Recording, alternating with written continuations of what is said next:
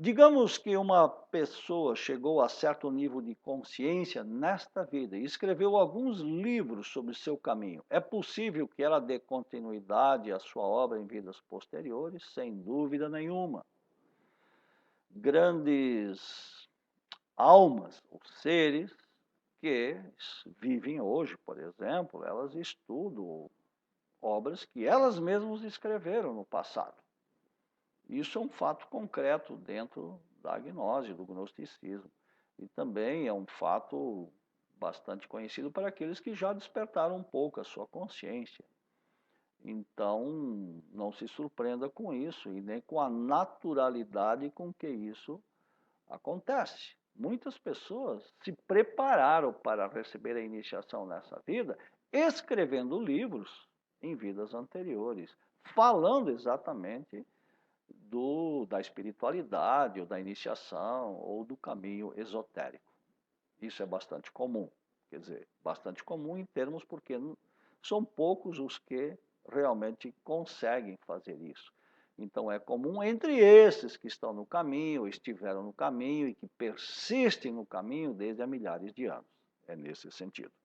Questiona, os déjà vus são lembranças e recorrências? Na maior parte das vezes, sim, né? Mas nós temos que excluir desta questão eh, similitudes, ou seja, há muitas regiões do mundo que são muito parecidas. Então, às vezes, a gente viveu numa região, hoje está vivendo noutra, e por essa afinidade, por essa lembrança atávica, né, por assim dizer, pode ser que sejam recorrências, mas muitas vezes não, são simplesmente analogias que se fazem em função de recorrências.